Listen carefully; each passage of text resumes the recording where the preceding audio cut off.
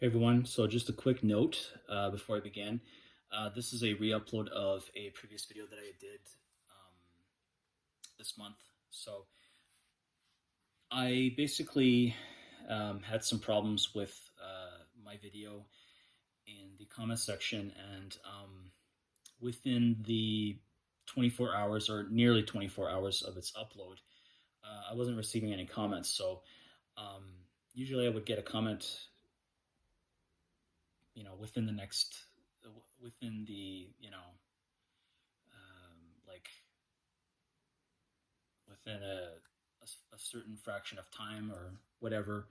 And, you know, I just didn't see anything going on. And I guess it was because, when I uploaded it through my Chromebook, which was the first time for me, um, I guess, there were certain things that just didn't quite work out when I was uploading it. So I, decided later on to delete the video and revisit it. So, um, I'm uploading it through what I basically upload videos. This time around, I'm doing it on my phone, which I've been doing for many years now. Since in the past I had done it on my laptop. So, and the reason why I wasn't going to do it on my phone this time around, or rather the last time, I decided because doing it on my Chromebook was new, and also because my phone there was some technical difficulties with the sound quality on my previous video that I felt maybe this would be a great time to try uploading a video on my Chromebook. But I might iron out the details in the future and upload a video. But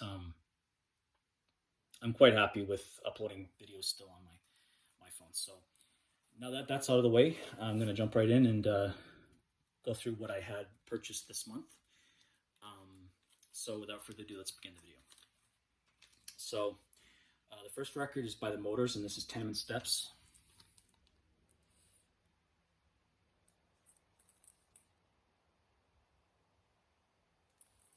And this record it's okay. It's not a great record. I really didn't know too much about The Motors. This is a band that I've been trying to get into for quite some time, or at least try to get something by them. And haven't been real lucky to come across anything. And this really didn't live up to the hype. I got it for dirt cheap, pretty much like $5, and yeah.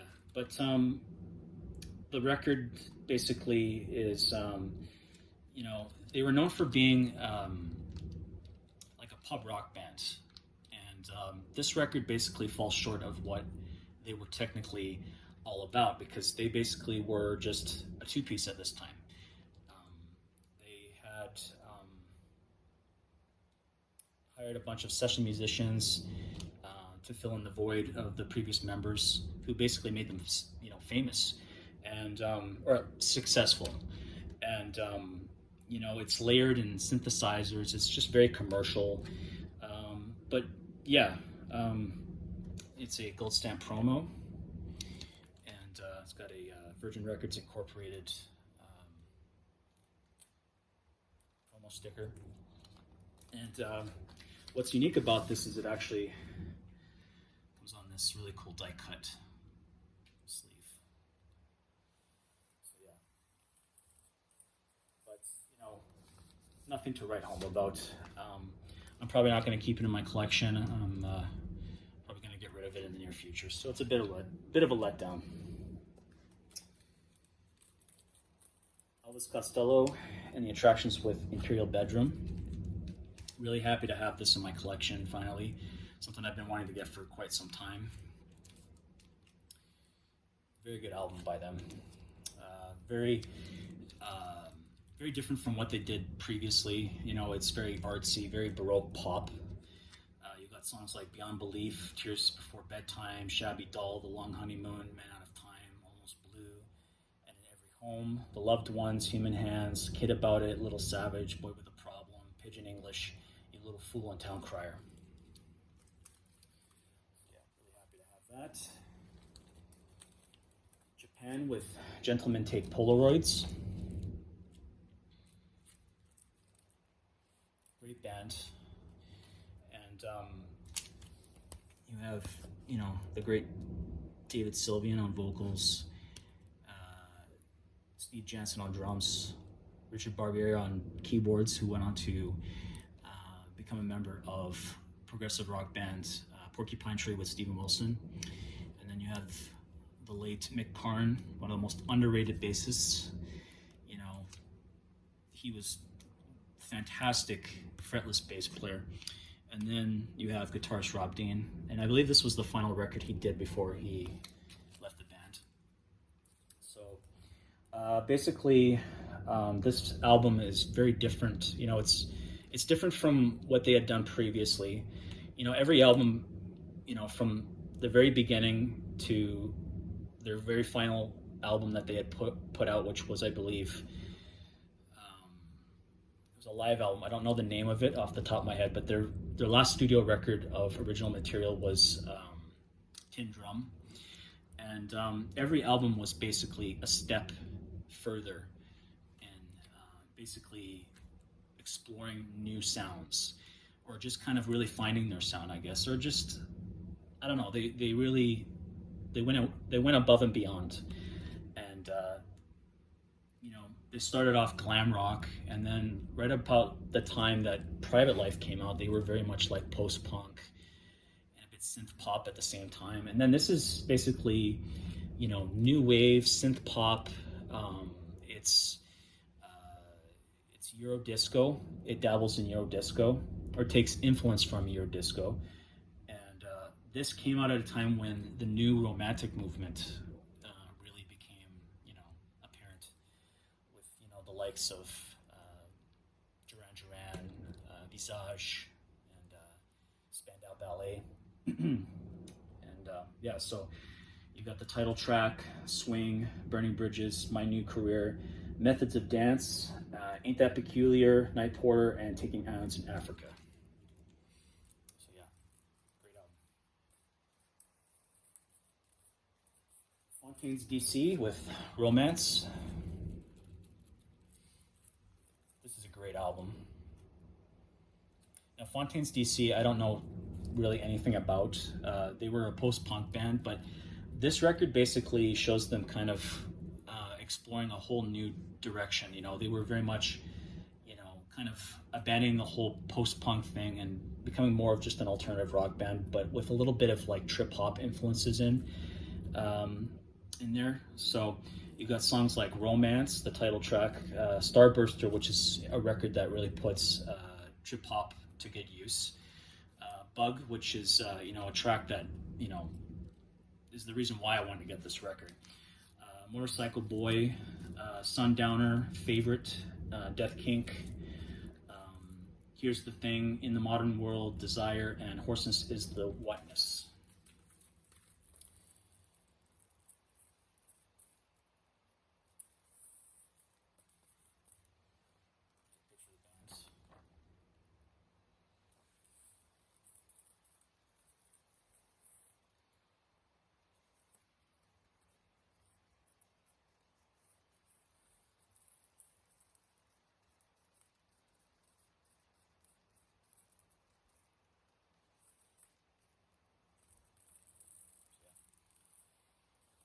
Great addition to my collection, as well as this one, Pink Floyd at Pompeii. Great album, great live album, with great packaging here, gatefold, with these really glossy pictures here of the band at Pompeii. So this record was recorded at the Roman Amphitheater at Pompeii from the 4th to 7th October 1971 for Pink Floyd at Pompeii, directed by Adrian Mabin. And this is a 2025 remix by Steven Wilson. It comes with this really cool poster as well.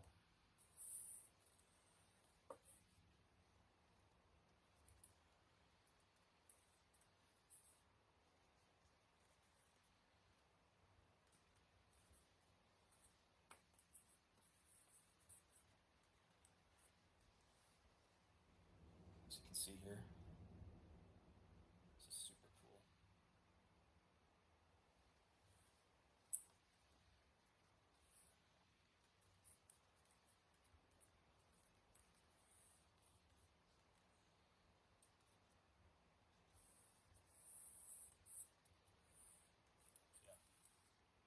Nice addition to my collection.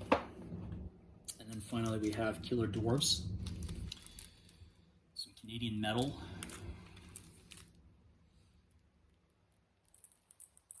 And this is on clear orange vinyl with swirls.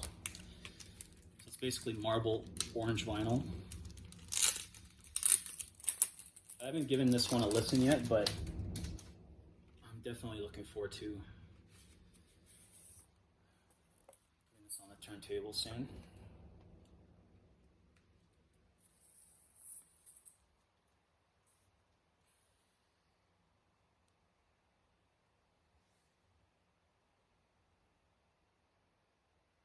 Yeah, gorgeous marble vinyl.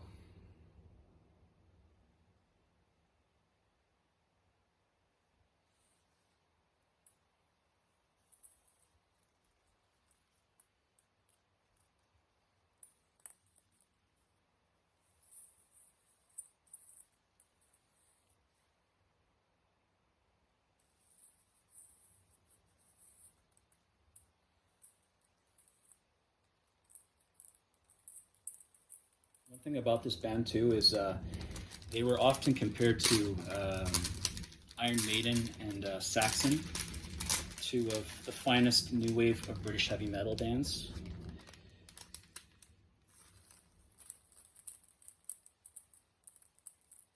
That was maybe one of the reasons why I wanted to get this, is because, you know, it's metal and it's Canadian, and, you know, it doesn't get any better than that.